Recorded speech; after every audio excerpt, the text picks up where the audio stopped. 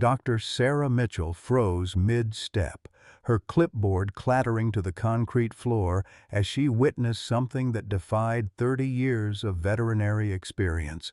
Shadow, the 400-pound black bear who had terrorized her staff for 3 months, was crying. The massive animal wasn't just displaying emotion, he was sobbing with a heartbreak so raw it seemed almost human. Two veterinary technicians stumbled backward, knocking over medicine trays as they watched the bear's enormous frame shake with grief.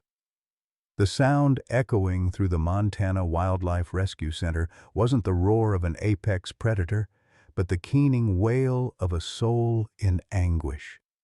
Outside the reinforced enclosure stood a weathered man in his 60s, tears streaming down his own face as he pressed his palm against the chain-link fence. His prosthetic leg gleamed in the afternoon light, a testament to battles long past. "Get everyone out here now," Sarah whispered, her voice barely audible over Shadow's mournful cries. What connection could possibly exist between this broken bear and the stranger who had just walked through their doors? Leave a like and share your thoughts in the comments, along with the city you're watching from now. Let's continue with the story. Michael Thompson had driven 12 hours straight through a Montana blizzard with $73 to his name and a prayer that this time would be different. At 65, the Vietnam veteran's weathered hands gripped the steering wheel of his 1987 Ford pickup, his home for the past 2 years since the foreclosure. The photograph on his dashboard showed a bear cub with a distinctive star-shaped scar on his chest, the same image he'd been carrying for 6 years. The Montana Wildlife Rescue Center sat on 40 acres of pine-covered land outside Missoula, its chain-link fences and concrete buildings a stark contrast to the wilderness beyond. Michael's prosthetic leg ached from the long drive as he limped toward the main entrance, his Purple Heart medal catching the weak December sunlight from where it hung on his jacket. He'd sold everything else of value, but that medal stayed. Some things weren't for sale. Inside, Dr. Sarah Mitchell was finishing her afternoon rounds when the front desk buzzed. A single mother of 16-year-old twins, she'd dedicated 15 years to wildlife rehabilitation after losing her husband in a logging accident. Her graying auburn hair was pulled back in its characteristic ponytail, and her green scrubs bore the inevitable stains of working with rescued animals. "Doctor, there's a gentleman here asking about the black bear," receptionist Jenny Martinez called out. "Says he might know him." Sarah sighed. They'd received dozens of calls since the FBI raid 3 months ago that brought Shadow to their facility. Every wildlife enthusiast, conspiracy theorist, and well-meaning citizen seemed to think they recognized the traumatized bear. But this animal was different, more damaged than any they'd ever treated. His aggression stemmed not from wildness, but from something far worse: systematic brutalization by human beings. Shadow paced his enclosure like a caged storm, 400 pounds of muscle and fury. The FBI had found him in an underground fighting ring, forced to battle other animals for the entertainment of wealthy spectators.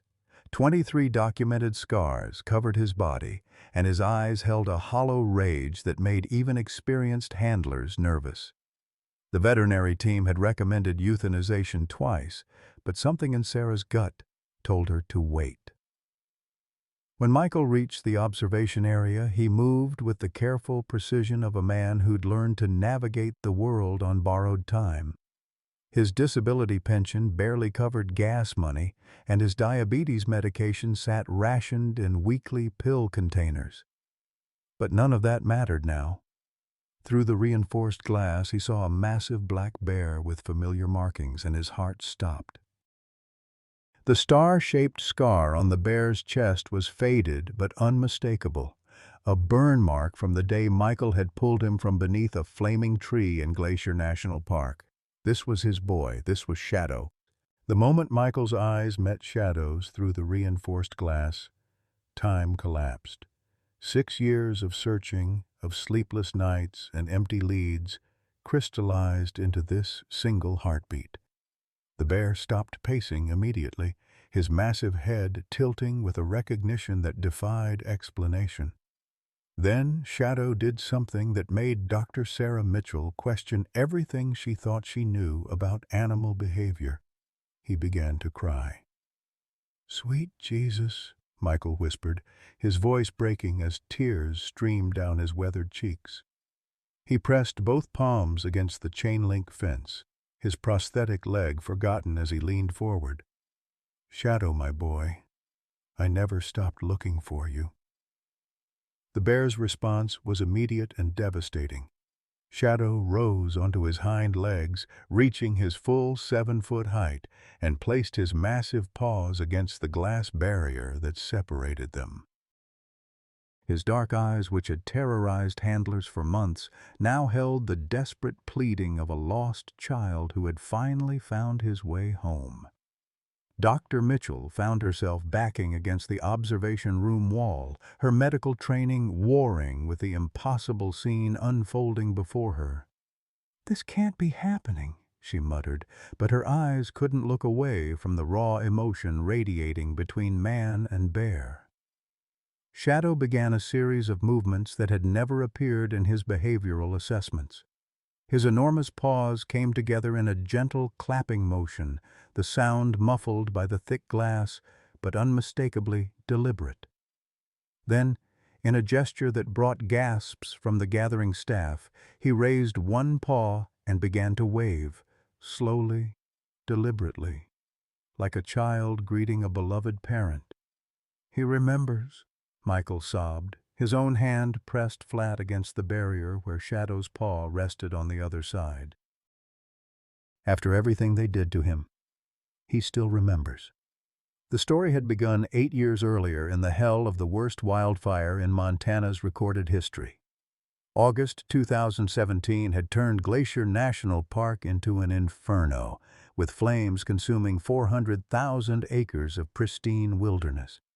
Michael had been working seasonal maintenance, supplementing his meager disability pension by cleaning campgrounds and maintaining trails.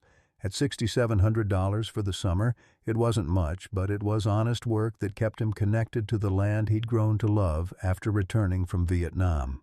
The evacuation order had come at dawn, but Michael's supervisor asked him to make one final sweep of the remote Pine Creek area where campers sometimes ignored closure warnings. The smoke was so thick he could barely see 10 feet ahead, and the heat was becoming dangerous even with protective gear. That's when he heard the crying. Following the sound through the choking haze, Michael discovered a sight that would haunt him forever.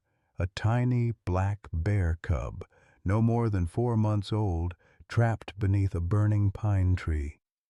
The cub's mother lay motionless nearby, overcome by smoke inhalation. The little bear was weakening fast, his small body trembling as flames crept closer through the underbrush. Military training from 5 decades past kicked in. Never leave a man behind. The code applied to all living things in Michael's book. Without hesitation, he began the careful process of lifting the massive log, his muscles straining against the weight while burning embers fell around them. His prosthetic leg, a $30,000 device paid for by the VA, creaked under the stress, but held firm. The moment the tree lifted, a burning branch fell across the cub's chest, leaving the star-shaped scar that would become his most distinctive marking. Michael scooped up the terrified animal, shielding him with his own body as they made their way through the wall of flame to safety. Protocol demanded that Michael turn the orphaned cub over to the Montana Fish, Wildlife and Parks Department for placement in an appropriate facility. But the nearest rehabilitation center was 500 miles away in Bozeman, and the cub was too weak to survive the journey. The evacuation shelter was chaos. Red Cross volunteers overwhelmed with human refugees, no resources for wildlife emergencies. So Michael made a decision that would define the next chapter of both their lives. He smuggled the cub to his remote cabin 15 miles outside the park boundary, a one-room structure where he'd been living since his divorce 15 years earlier. There, surrounded by towering pines and absolute silence, he became a father to the most unlikely son imaginable.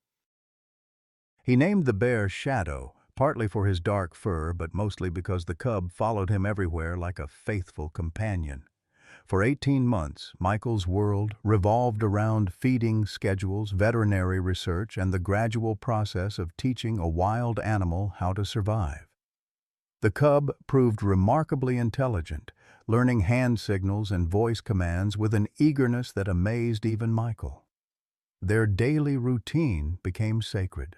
Morning harmonica music while Shadow ate breakfast, afternoon survival lessons in the surrounding forest, evening storytelling by the fireplace while Shadow dozed against Michael's chair. The bear learned to open simple latches, to come when called, even to perform a gentle clapping gesture when he wanted attention. By spring 2019, Michael knew the hardest decision of his life was approaching.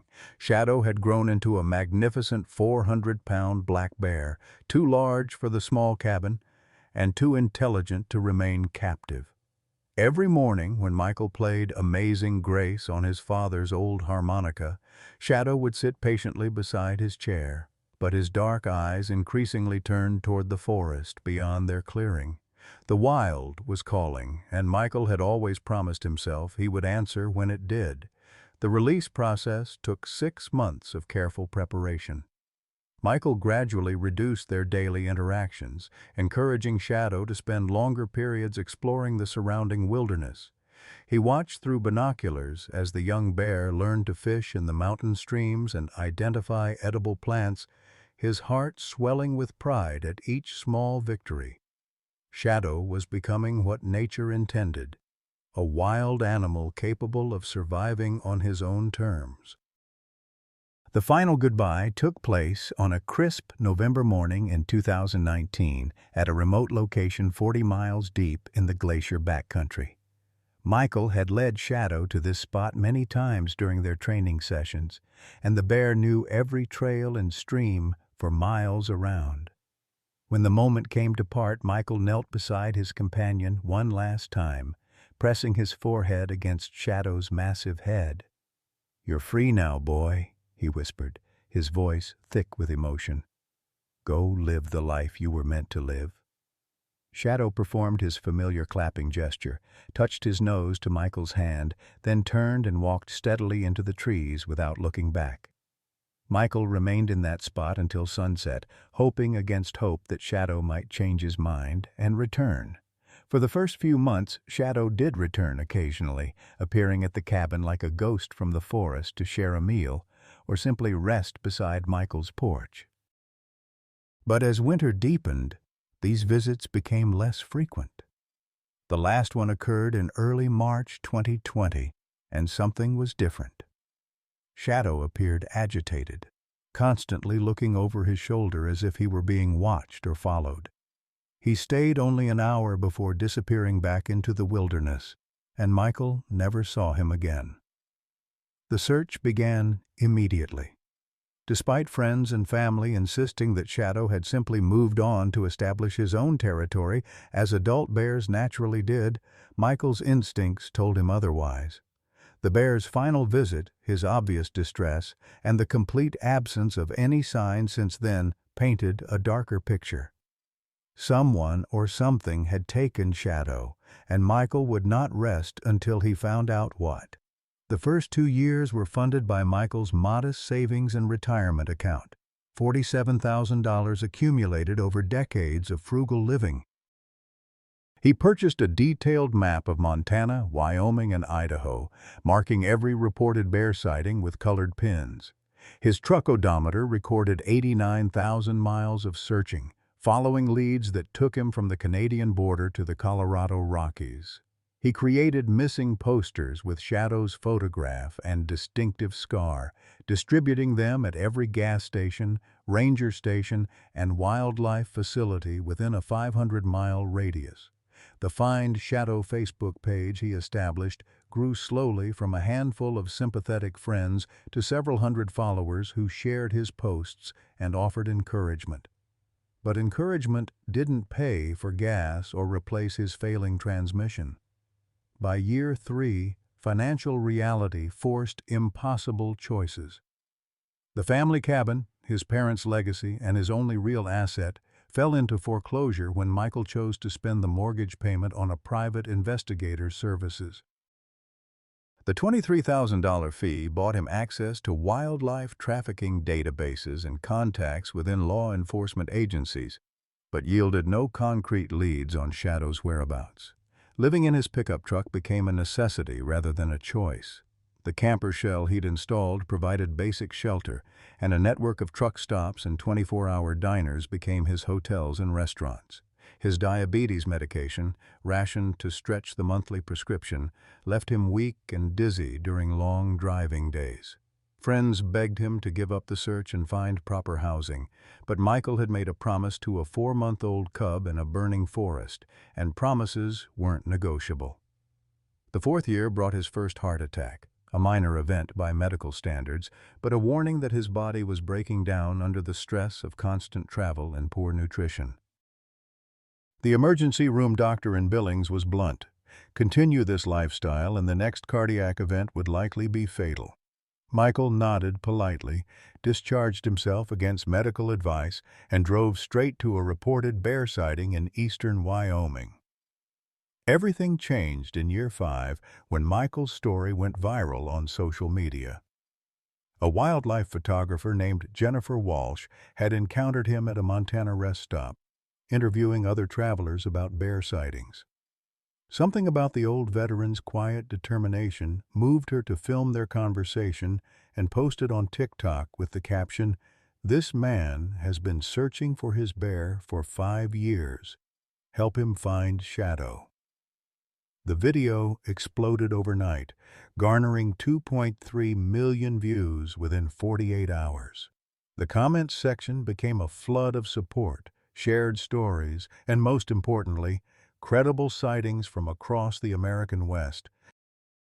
A GoFundMe campaign organized by complete strangers raised $89,000 in donations, allowing Michael to purchase reliable transportation and fund his search properly for the first time.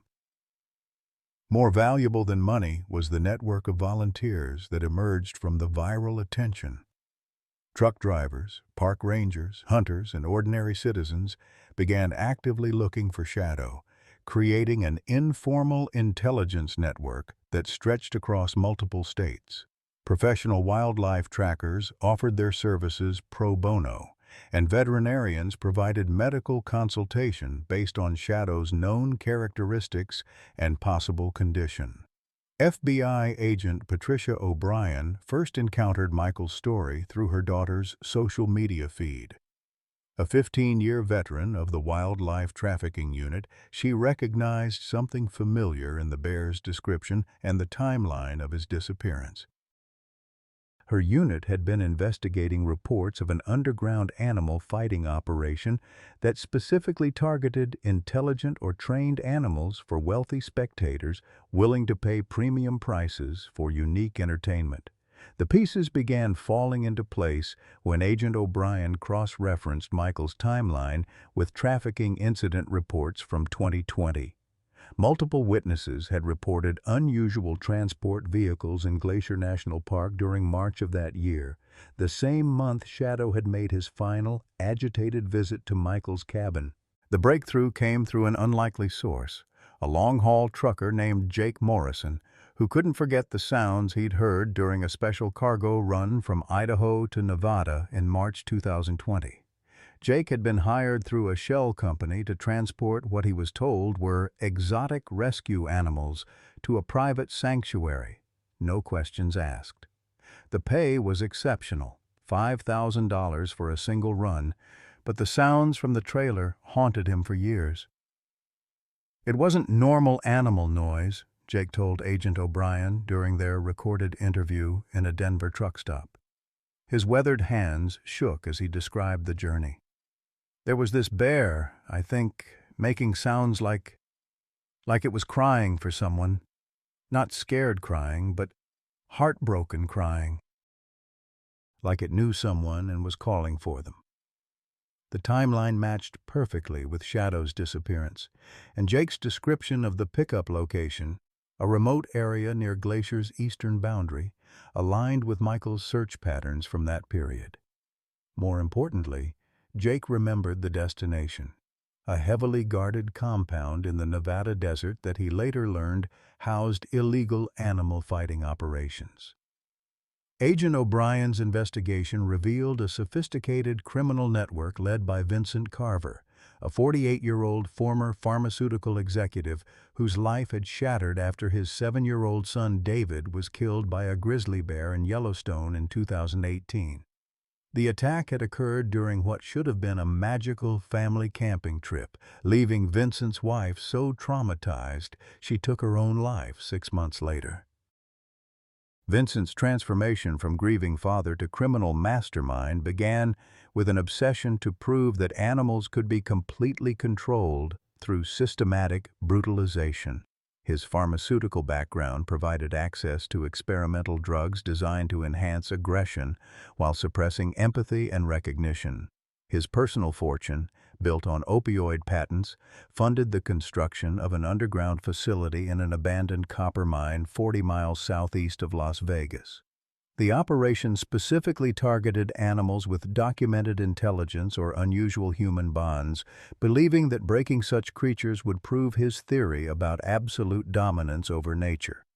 Shadow's viral fame from Michael's search had made him a perfect candidate, a bear whose extraordinary relationship with a human needed to be destroyed to validate Vincent's twisted worldview. Dr. Sarah Mitchell found herself drawn deeper into Michael's story as she witnessed the daily interactions between man and bear at the rescue center. Shadow's behavior in Michael's presence defied every principle of wildlife rehabilitation she'd learned over 15 years of practice. The bear, who had been scheduled for euthanization due to violent tendencies, became docile and affectionate whenever Michael visited, performing the same greeting rituals that had characterized their bond years earlier. "I've never seen anything like this," Sarah admitted to Agent O'Brien during a conference call that included Michael and the veterinary team. Shadow exhibits severe PTSD symptoms around all other humans, flashbacks, aggressive episodes, self-harm behaviors, but with Michael, those symptoms disappear almost entirely. It's as if his presence triggers different neural pathways. The FBI's surveillance of Vincent's operation revealed the horrific extent of Shadow's ordeal. Hidden cameras in the fighting complex showed a bear who had been systematically tortured for 6 years, forced to battle other animals while wealthy spectators bet enormous sums on the outcomes. Yet the footage also revealed Shadow's remarkable intelligence and moral resistance, repeatedly attempting to help weaker animals escape, refusing to deliver killing blows when possible, and maintaining behaviors that suggested his core personality remained intact despite the abuse. Michael's integration into the FBI investigation created unprecedented challenges for Agent O'Brien. Regulations strictly prohibited civilian involvement in dangerous operations, but Michael's unique knowledge of Shadow's behaviors and communication patterns proved invaluable for planning a successful rescue. More critically, preliminary intelligence suggested that Shadow might not survive the trauma of separation from his captors without the presence of someone he recognized and trusted.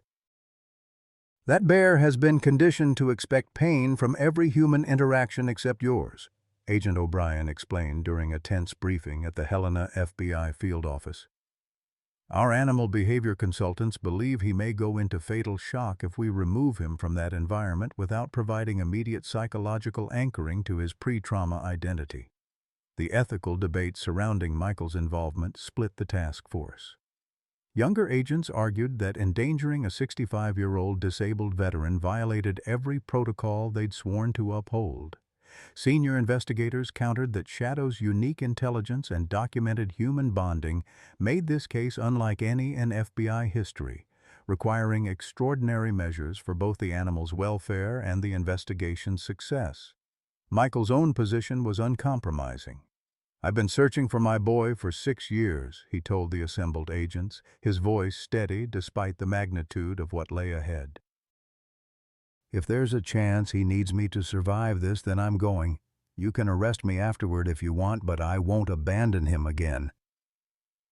The compound's location in the Nevada desert presented significant operational challenges. Built into a natural canyon system 40 miles from the nearest paved road, the facility was accessible only through a single dirt track that wound through treacherous terrain. Surveillance showed sophisticated security measures including motion sensors, night vision cameras, and armed guards patrolling the perimeter in military-style formations. Intelligence gathered through infiltration revealed that Vincent's operation had expanded far beyond animal fighting into what he called dominance research, systematic studies of how intelligent animals could be broken down psychologically and rebuilt as controllable weapons. Shadow represented the crown jewel of this research, a creature whose documented capacity for human bonding was being methodically destroyed to prove that no animal connection was sacred or permanent. The 47 other animals found in the compound represented 6 years of Vincent's collecting activities: bears, large cats, wolves, and even several primates, all selected for their intelligence and social bonding capabilities. Many showed signs of severe psychological trauma that veterinarians would later determine was irreversible, the result of conditioning protocols designed to eliminate their capacity for trust or affection. Dr. Jennifer Walsh, a wildlife tracker who had helped Michael's story go viral, volunteered to join the rescue operation as a consultant. Her expertise in reading animal behavior under stress would prove crucial during the extraction phase, when traumatized animals might react unpredictably to sudden changes in their environment. Jennifer's presence also provided Michael with emotional support during what everyone recognized would be the most challenging moment of his 6-year quest. The rescue timeline was compressed by intelligence indicating that Vincent planned to relocate his operation within 72 hours. Increased media attention from Michael's viral story had attracted unwanted scrutiny, and law enforcement sources suggested that multiple federal agencies were closing in on the network. For Vincent, Shadow represented both his greatest success and his most dangerous liability, evidence of systematic animal abuse that could result in life imprisonment. Michael's preparation for the operation included intensive briefings on tactical procedures and emergency protocols, though everyone acknowledged that his primary role would be psychological rather than operational. His presence during Shadow's initial moments of freedom might determine whether the bear survived the transition or succumbed to the trauma of 6 years in captivity. The night before the raid, Michael sat in his hotel room in Las Vegas, staring at the faded photograph of Shadow as a cub that had sustained him through 6 years of searching. Tomorrow would bring either reunion or heartbreak, and after investing everything in this moment, his home, his health, his life savings, he found himself terrified of what they might find. Agent O'Brien's final briefing painted a sobering picture of what to expect. "Vincent Carver is not going to surrender quietly," she warned the assault team. "He's invested too much of his identity in this operation to walk away." And he specifically chose Shadow as the centerpiece of his research because of the bear's documented human bond. He may try to force Shadow to attack Michael as a final demonstration of his conditioning methods. The compound's layout, revealed through drone surveillance and architectural records from its previous incarnation as a mining operation, showed a central arena surrounded by holding cells arranged in concentric circles. Shadow's location in the innermost ring indicated his status as Vincent's most prized subject, but it also meant he would be the most difficult to reach and extract safely. As dawn approached over the Nevada desert, Michael found himself facing the moment he had dreamed of and feared for 6 years. Somewhere in the darkness ahead, Shadow was waiting. But whether the bear he found would remember their bond or had been broken beyond recognition remained the most terrifying question of his life. The FBI assault began at 4:47 a.m. under cover of desert darkness that would last another 2 hours. Agent O'Brien led a team of 23 federal agents through the canyon approach, their night vision equipment revealing the compound's brutal architecture carved into the Nevada mountainside. Michael rode in the command vehicle, his prosthetic leg strapped tight and his father's harmonica clutched in his weathered hands, the same instrument that had once soothed Shadow to sleep as a cub. The facility security proved more sophisticated than anticipated. Motion sensors triggered Klieg lights that turned the canyon into blazing daylight, while armed guards emerged from concealed positions with military precision. Vincent Carver's voice crackled through external speakers as gunfire erupted across the rocky terrain. "You're too late, Agent O'Brien." Vincent's voice carried the hollow tone of a man who had already lost everything that mattered. "My research is complete. Your precious animals have learned who their masters truly are." The tactical team moved methodically through the compound's outer defenses while Michael remained with the command post, watching through helmet cameras as agents descended into the underground complex. What they found defied every briefing and intelligence report that had prepared them for this moment. The facility wasn't just a fighting arena. It was a laboratory designed to systematically break the psychological bonds between intelligent animals and human beings. 47 animals were discovered in conditions that would haunt the rescue team for years. Bears, wolves, large cats, and primates were confined in spaces barely large enough for them to turn around, their eyes reflecting the hollow stare of creatures whose spirits had been methodically destroyed. Many showed signs of drug-induced behavioral modification, their natural responses altered by chemical compounds that enhanced aggression while suppressing recognition and affection. Dr. Jennifer Walsh, following behind the tactical team with her veterinary equipment, documented injuries that spoke of years of systematic torture. "These animals have been conditioned to associate human contact with pain," she radioed to the command post. "Their recovery will take years if it's even possible." But it was Agent Patricia Martinez who made the discovery that would transform the entire operation. In the facility's central chamber, she found Vincent Carver's research files, detailed documentation of his 6-year experiment in psychological dominance. Shadow wasn't just another fighting animal. He was the centerpiece of research designed to prove that even the most profound interspecies bonds could be severed through calculated brutality. "Target subject exhibits unprecedented resistance to conditioning protocols," read one entry from Vincent's personal files. Despite 847 days of negative reinforcement, subject continues to perform recognition behaviors associated with human subject Michael Thompson. Recommend increasing electrical stimulus and extending isolation periods. The files revealed that Vincent had specifically chosen Shadow because of his viral fame and documented relationship with Michael. Every torture session had been designed not just to create a fighting animal, but to destroy the evidence that animals could form genuine emotional bonds with humans. Shadow's continued resistance to the conditioning had driven Vincent to increasingly desperate measures. Michael's radio crackled with Agent O'Brien's voice as the team reached the facility's inner chambers. "We've found him," she said, her professional composure cracking slightly. "Michael, you need to prepare yourself. He's alive, but..."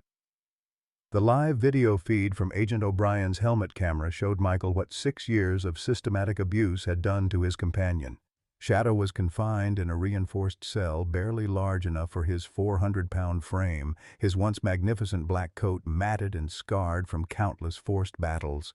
The bear's eyes held the vacant stare of an animal whose trust had been shattered so completely that human contact had become synonymous with pain.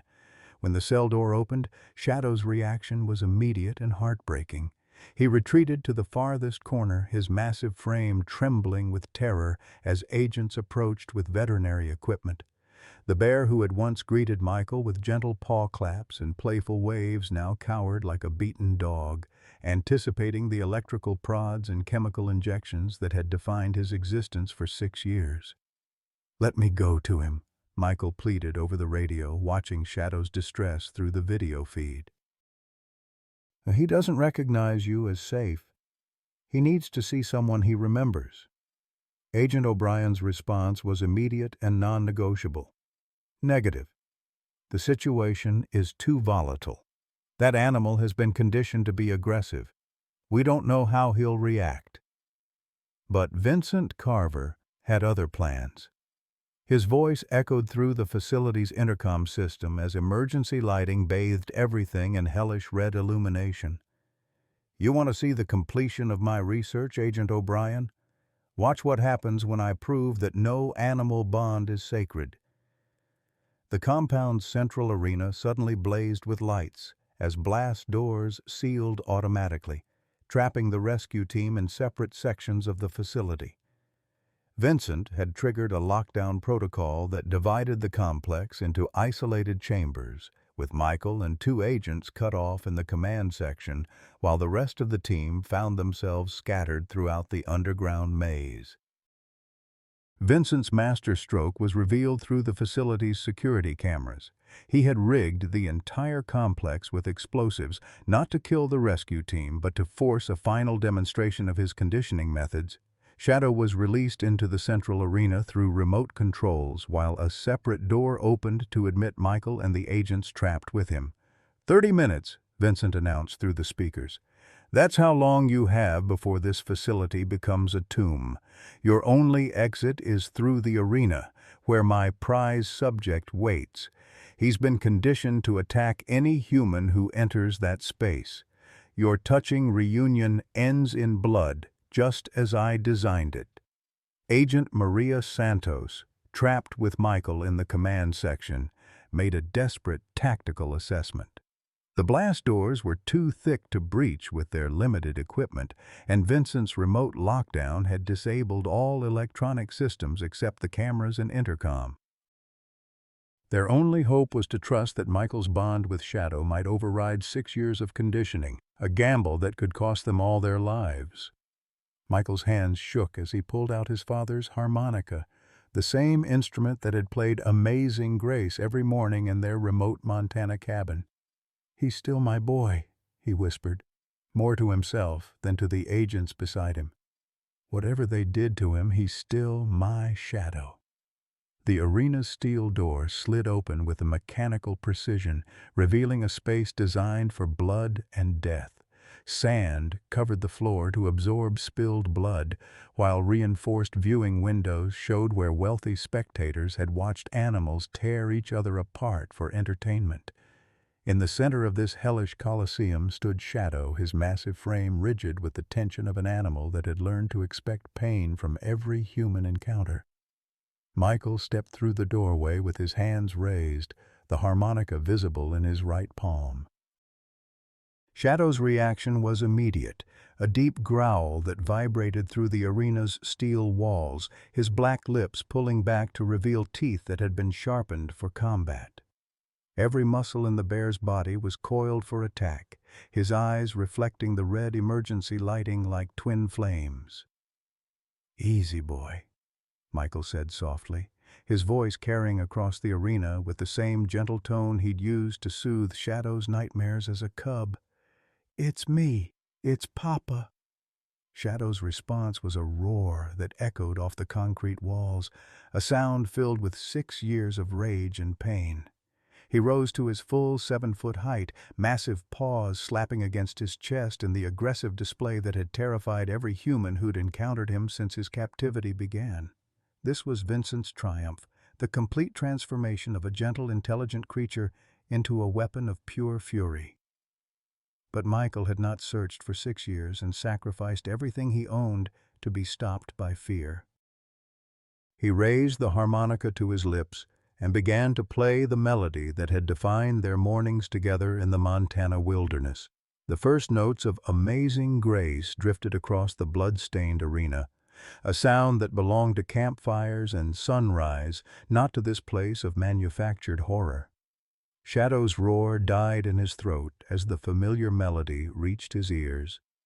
His massive head tilted with confusion, the aggressive posture wavering as something deeper than conditioning stirred in his damaged psyche. The harmonica's sweet notes seemed to cut through 6 years of systematic brutality, reaching the part of Shadow's mind that Vincent's torture had been unable to touch. Michael continued playing, tears streaming down his weathered cheeks as he watched his companion struggle between the conditioning that demanded violence and the memories that whispered of love. The arena's cameras captured every moment of this impossible confrontation, man and bear facing each other across a space designed for death, connected by a melody that held the power to either heal or destroy them both. The moment Shadow heard the familiar melody, his enormous frame began to tremble, not with aggression but with something far more devastating. The conditioning that had turned him into a killing machine warred against memories buried so deep that 6 years of torture hadn't been able to erase them completely. His massive paws pressed against his scarred head as if trying to block out sounds that brought more pain than any electric prod ever could. Michael continued playing Amazing Grace, each note piercing the arena's manufactured atmosphere of violence. Shadow's response was heartbreaking to witness. The bear began to pace frantically, his movements becoming increasingly erratic as two competing realities fought for control of his damaged mind. Vincent's conditioning screamed that humans meant pain, that the figure before him was another tormentor to be destroyed. But the melody whispered of Montana mornings, of gentle hands feeding him breakfast, of a love that had asked nothing in return. Through the arena's speakers, Vincent's voice crackled with triumph.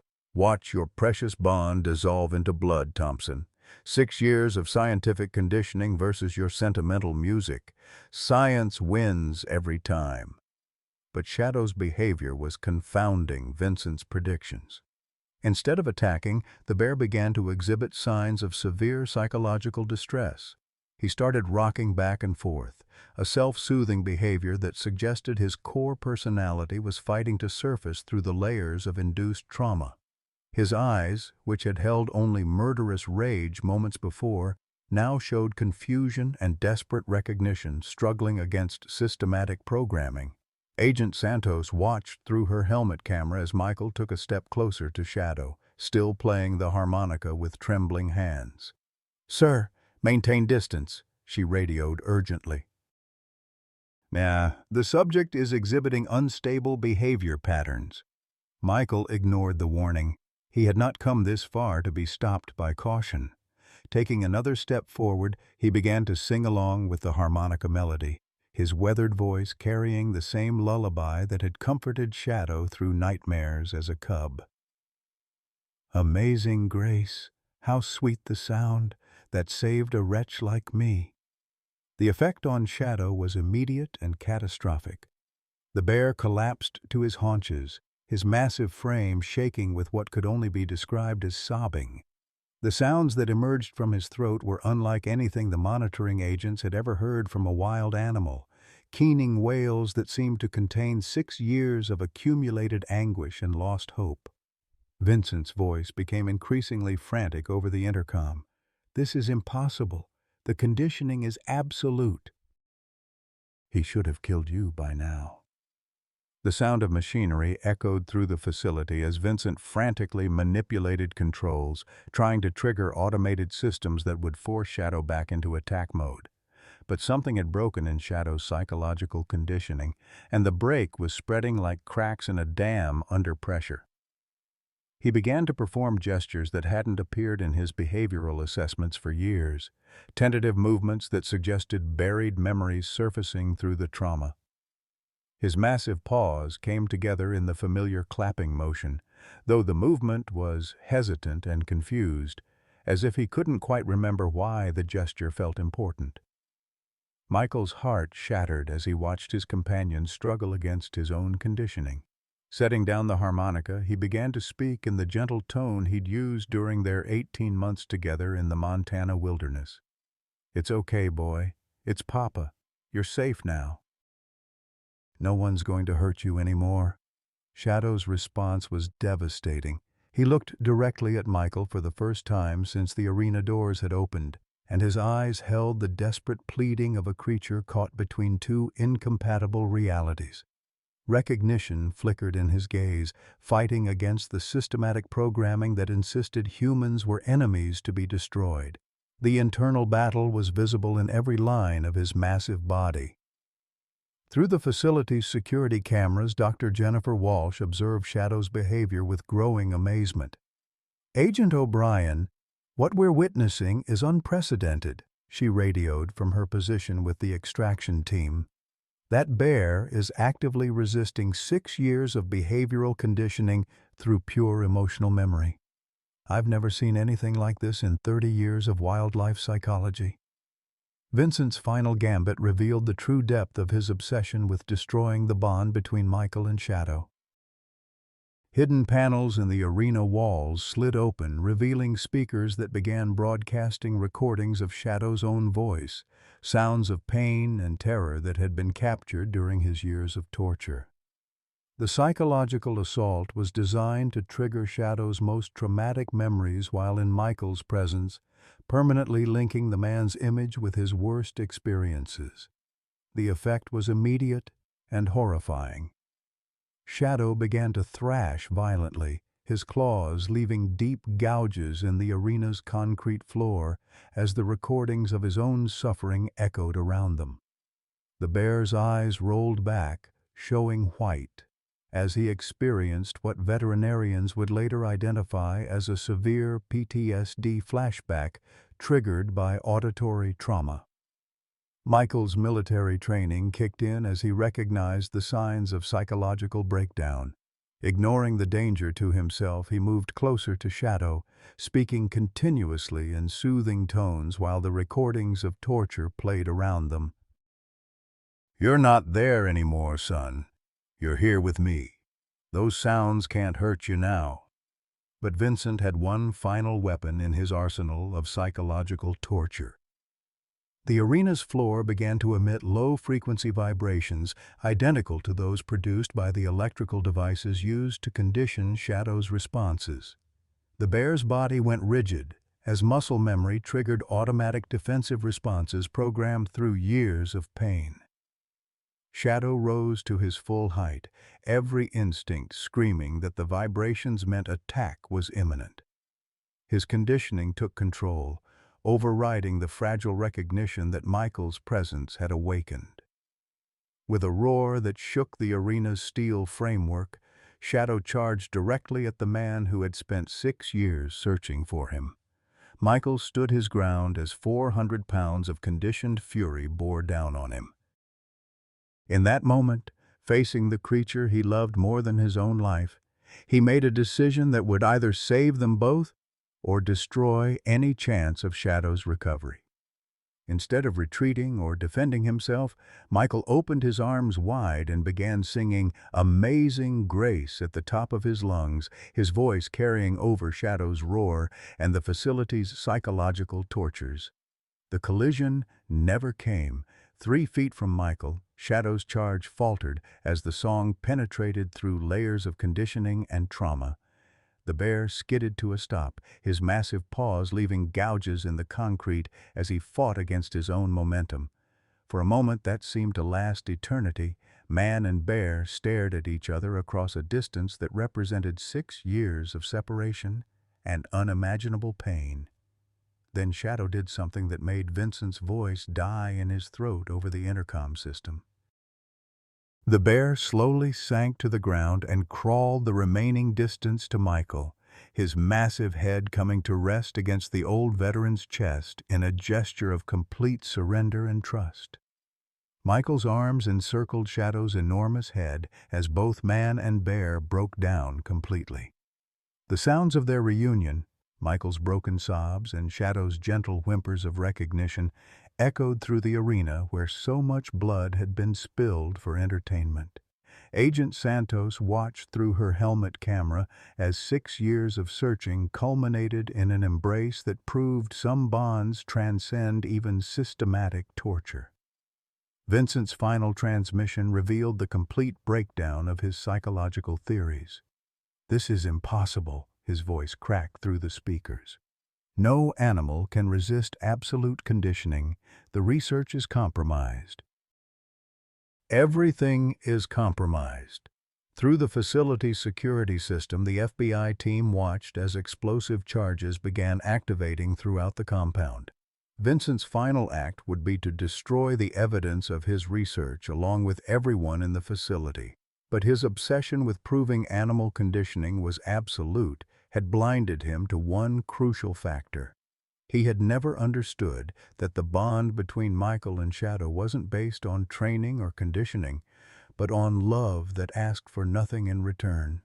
As emergency klaxons wailed and blast doors began sealing, Michael held Shadow close and whispered the words he'd carried in his heart for 6 years of searching. "I never gave up on you, boy. I never stopped believing I'd find you. Now let's go home." The explosive charges that Vincent had rigged throughout the facility began detonating in sequence, sending shock waves through the underground complex as concrete dust rained from the ceiling. Agent Santos grabbed Michael's arm as emergency lighting bathed the arena in hellish red illumination. "We need to move now," she shouted over the sound of crumbling infrastructure. "The whole place is coming down." But Shadow's 6 years of psychological conditioning had left him in a state of complete breakdown. The bear remained pressed against Michael's chest, his massive frame trembling uncontrollably as flashbacks triggered by the explosions sent him into catatonic shock. His eyes had rolled back, showing only white, and his breathing had become shallow and erratic. Dr. Jennifer Walsh's voice crackled through the radio from her position with the extraction team. "That bear is going into psychological shock. Moving him now could kill him." Michael faced an impossible choice as the facility continued to collapse around them. Shadow weighed 400 pounds and was in no condition to move under his own power, but staying meant certain death for all of them. The blast doors that had sealed them into the arena were beginning to buckle under the pressure of falling debris, and Vincent's voice had gone silent over the intercom system, suggesting he had either escaped or been killed by his own explosive devices.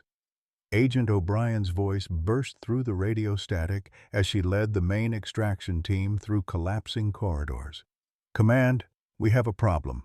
The primary exit is completely blocked. We're going to have to use the emergency shaft that leads directly through the arena level." The emergency shaft was a vertical mine shaft that connected the facility's deepest level to the desert surface above, a backup escape route that Vincent had installed but never expected to use. Reaching it required crossing the entire length of the arena while carrying Shadow's unconscious weight, then somehow lifting him up a ladder system designed for human use only. Michael made the decision that would define the final moments of their 6-year separation. Kneeling beside Shadow's motionless form, he began singing "Amazing Grace" directly into the bear's ear, his voice barely audible over the sounds of destruction around them.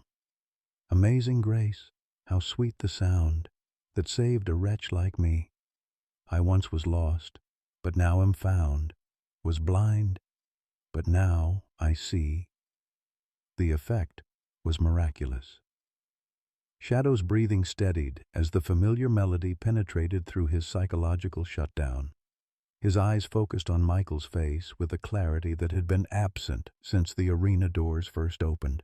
Slowly, painfully, the bear began to respond to gentle verbal commands, the same words Michael had used during their wilderness training sessions years earlier. "Come on, boy," Michael whispered, his hands guiding Shadow's massive head. "We're going home, but you have to help me. You have to walk." Agent Santos watched in amazement as Shadow struggled to his feet, his movements shaky but determined. The bear's conditioning had been broken by something more powerful than systematic torture, the unbreakable bond between two souls who had chosen each other in a burning forest years ago. Shadow's trust in Michael overrode every survival instinct that screamed danger from the collapsing facility around them. The journey across the arena floor became a testament to the power of their connection. Shadow leaned heavily against Michael's side, his 400 pounds supported partly by the old veteran's determination and partly by Agent Santos, who had positioned herself on the bear's opposite flank. Each step was agony for Shadow, whose body had been damaged by years of forced fighting, but he continued moving because Michael's voice never stopped encouraging him forward. Behind them, the arena's structural supports began to fail, as Vincent's explosives continued their programmed sequence. The reinforced viewing windows, where wealthy spectators had watched animals die for entertainment, shattered simultaneously, sending glass cascading across the blood-stained sand. The sound triggered another flashback in Shadow, causing him to stumble and nearly collapse. But Michael's steady hand on his scarred head kept him grounded in the present moment. The emergency shaft entrance was concealed behind a steel panel that required Agent Santos to use her tactical equipment to break through. What they found beyond made their hearts sink. A vertical ladder system that extended upward into darkness for what appeared to be hundreds of feet. The shaft was barely wide enough for a human, let alone a 400-pound bear suffering from severe psychological trauma. Dr. Walsh's voice crackled through the radio with devastating clarity. "There's no way that bear can climb in his current condition. His motor coordination is too compromised by the psychological breakdown. You need to find another route." But there was no other route.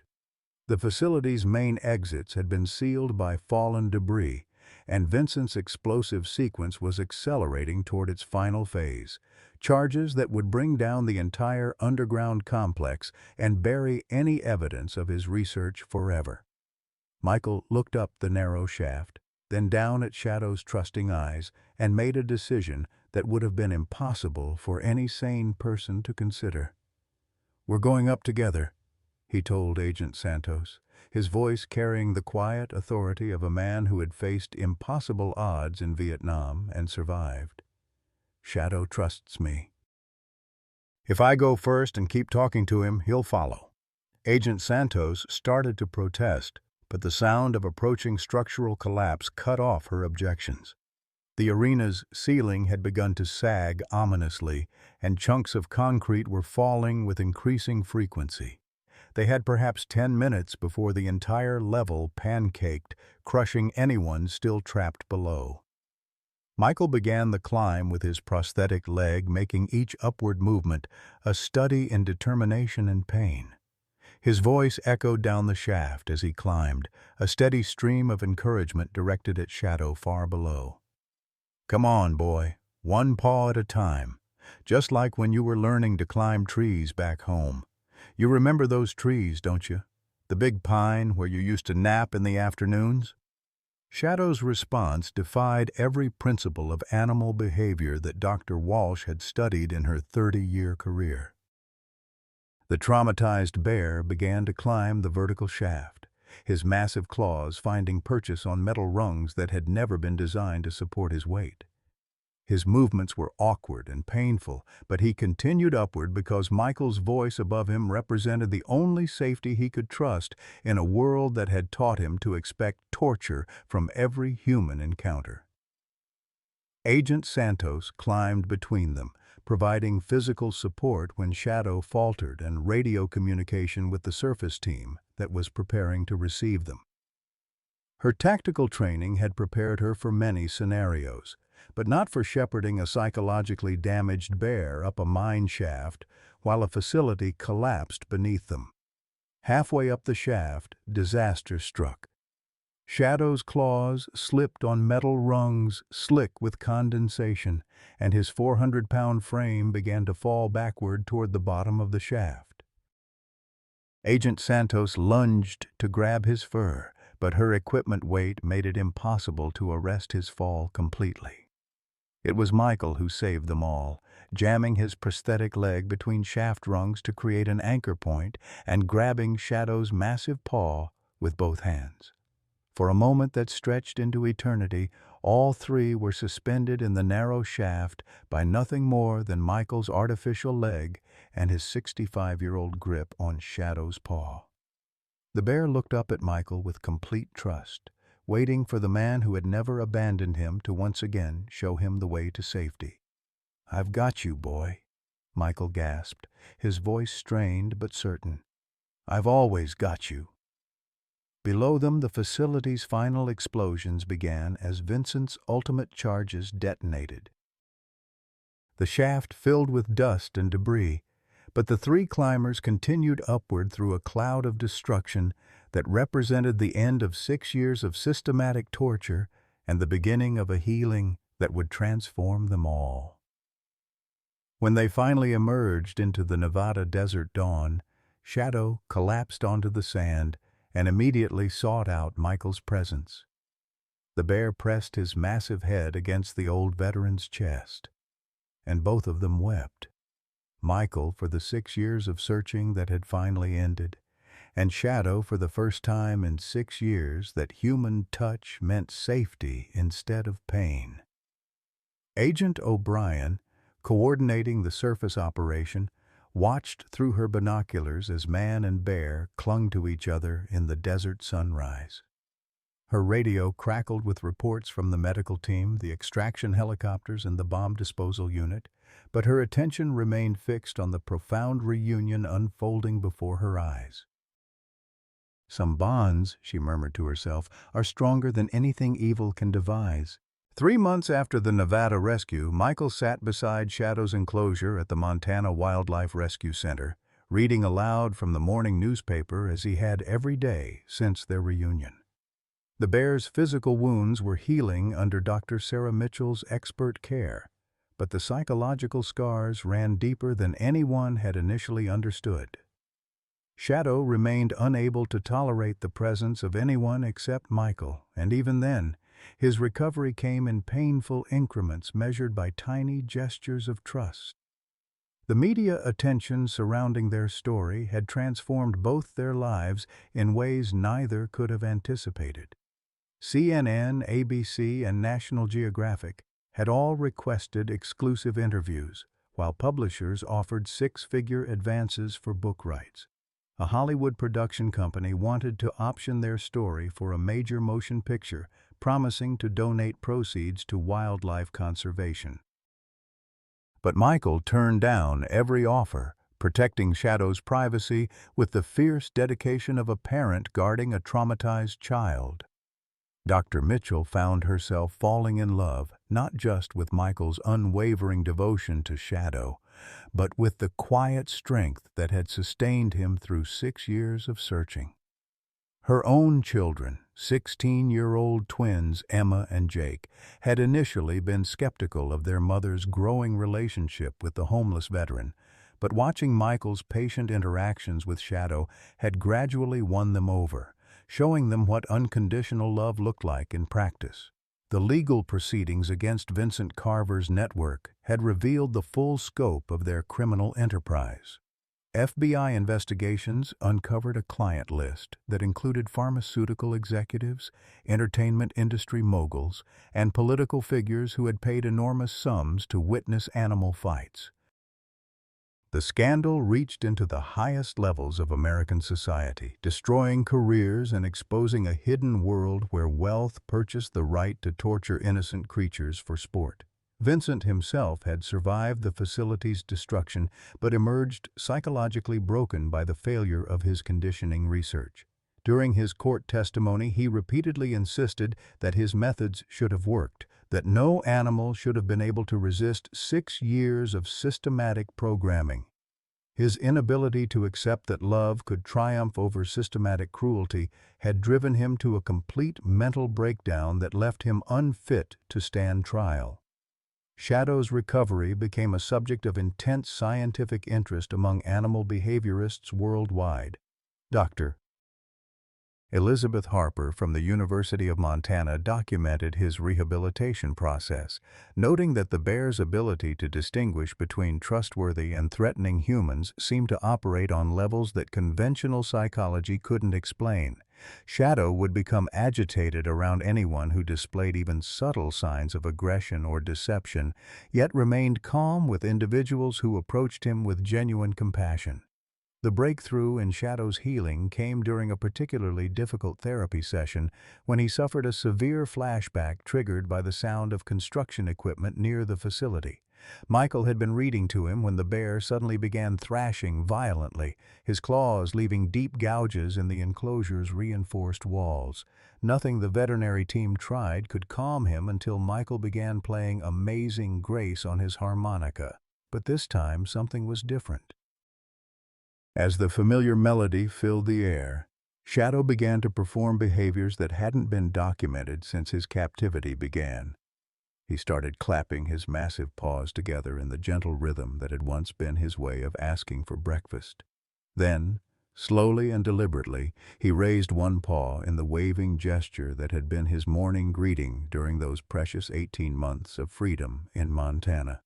Dr. Mitchell watched through tears as Michael responded to each gesture with the appropriate reply, their communication system intact despite 6 years of separation and systematic torture. "He's coming back to us," she whispered to her veterinary team. "The core of who he is survived everything they did to him." The decision to create a permanent sanctuary for Shadow came naturally as his recovery progressed. The Montana Wildlife Rescue Center was equipped to handle emergency rehabilitation, but not the specialized long-term care that Shadow would require for the rest of his life. His psychological trauma had left him unable to survive in the wild, yet keeping him in a traditional zoo environment would have been a form of continued captivity that neither Michael nor Dr. Mitchell could accept.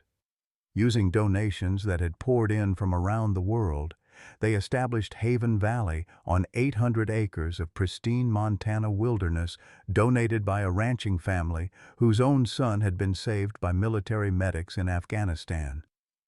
The land included natural caves, streams, and forest areas that would allow Shadow to live as freely as possible while still receiving the medical care and emotional support he needed. Michael's transformation during this period was as remarkable as Shadow's healing. The homeless veteran who had lived in his pickup truck for 2 years gradually emerged as a confident spokesman for animal rights and wildlife protection. His military bearing, combined with the profound love story that had captured the world's attention, made him an extraordinarily effective advocate for stronger laws against animal trafficking and abuse. The romantic relationship that developed between Michael and Sarah surprised them both with its depth and naturalness. Two people who had dedicated their lives to caring for damaged creatures found in each other a partnership that enriched rather than competed with their devotion to Shadow. Their wedding ceremony, held at Haven Valley with Shadow serving as an honorary witness, became a symbol of healing and hope that resonated far beyond the wildlife conservation community. Emma and Jake Mitchell embraced their roles as Shadow's unofficial grandchildren, with the enthusiasm that only teenagers could bring to such an unusual family situation. They spent countless hours at the sanctuary, learning the communication signals that Michael had taught Shadow and developing their own relationships with the bear. Shadow's gentle interactions with the twins provided crucial evidence that his capacity for forming new bonds hadn't been destroyed by his traumatic experiences.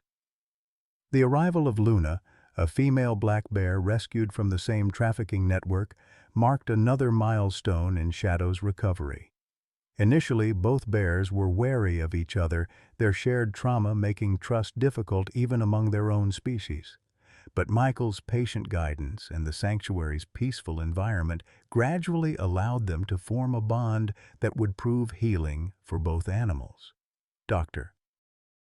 Jennifer Walsh, the wildlife tracker who had helped Michael's story go viral, became the sanctuary's operations director, and developed innovative rehabilitation protocols that would be adopted by wildlife facilities across North America.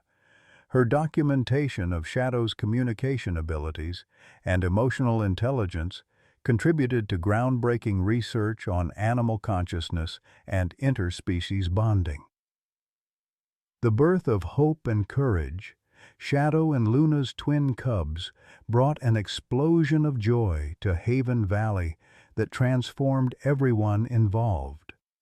Michael, now 70 years old, found himself in the unexpected role of grandfather to two playful bear cubs who inherited their father's intelligence and their mother's gentle nature.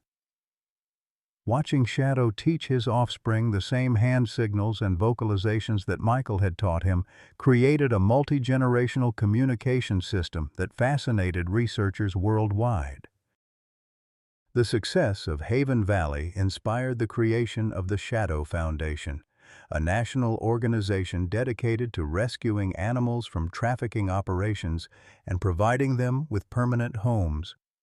Within 5 years, the foundation had established 12 satellite sanctuaries across the United States and Canada, rescued over 300 animals, and trained more than 500 volunteers in specialized rehabilitation techniques.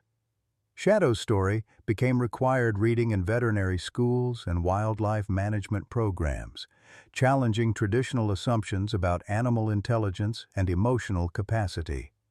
His documented ability to forgive systematic abuse while maintaining the capacity to form new loving relationships provided hope for human trauma survivors and revolutionized approaches to treating PTSD in both animals and humans. On quiet evenings at Haven Valley, Michael would sit on the porch swing that overlooked Shadow's favorite resting spot near the stream that ran through their property. The bear, now in his late teens and moving more slowly but still alert and affectionate, would lumber over to rest his grayed muzzle on Michael's lap. These moments of perfect understanding reminded everyone who witnessed them that some bonds transcend species, survive any trauma, and grow stronger through adversity. Dr. Mitchell, now Mrs. Thompson, would often join them for these sunset vigils, bringing coffee and sharing news of the day's activities at the sanctuary. Emma and Jake, now college-bound but still devoted to their unusual extended family, would argue about career choices while Hope and Courage played in the meadow below, their joyful energy a testament to the healing power of love and safety. The impact of their story extended far beyond personal healing. Shadow's Law, federal legislation strengthening penalties for wildlife trafficking and mandating better resources for animal trauma recovery, passed Congress with overwhelming bipartisan support. International wildlife protection organizations cited Michael and Shadow's bond as evidence that animals deserved legal recognition as sentient beings worthy of protection rather than property to be exploited. As the years passed and Shadow entered his senior years, his morning greeting ritual with Michael became a beloved tradition that drew visitors from around the world. Each day began with the same gentle clapping sound that had once asked for breakfast in a remote Montana cabin, followed by the familiar wave that meant "good morning" in a language that transcended words. Michael, now 75 and moving more slowly himself, would respond with the harmonica melody that had saved them both in a Nevada arena, his weathered hands steady despite arthritis and age. These daily exchanges represented more than communication between species. They were proof that love, patience, and commitment could overcome the worst that human cruelty could devise. In the golden light of another Montana sunset, as 4 generations of bears and humans shared the evening peace, Michael reflected on the journey that had brought them all to this moment of contentment. The homeless veteran who had once counted coins for gas money had become the patriarch of a movement that touched lives around the world, all because he had refused to abandon a frightened bear cub in a burning forest 25 years earlier. Shadow placed his massive grayed paw over Michael's hand in their familiar gesture of connection, and both watched the sun disappear behind the mountains that had witnessed their reunion and healing.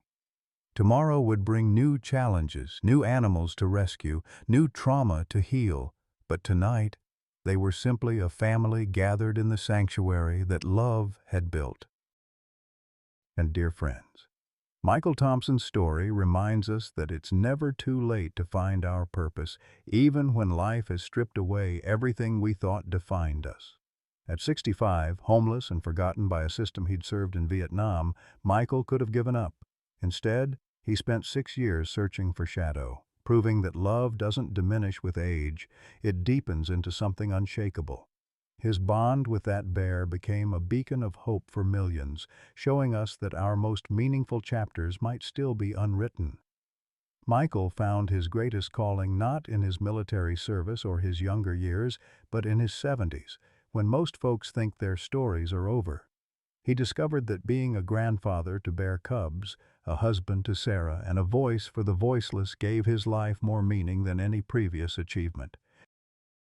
Your wisdom, your capacity to love without conditions, your ability to persist when others give up, these aren't diminished by age, they're refined by it. Michael's story proves that the bonds we forge, the love we give freely, and the promises we keep define our legacy far more than any bank account or career achievement ever could. Have you ever refused to give up on someone or something you loved, even when others said it was hopeless? What relationship in your life has grown stronger through adversity rather than weaker?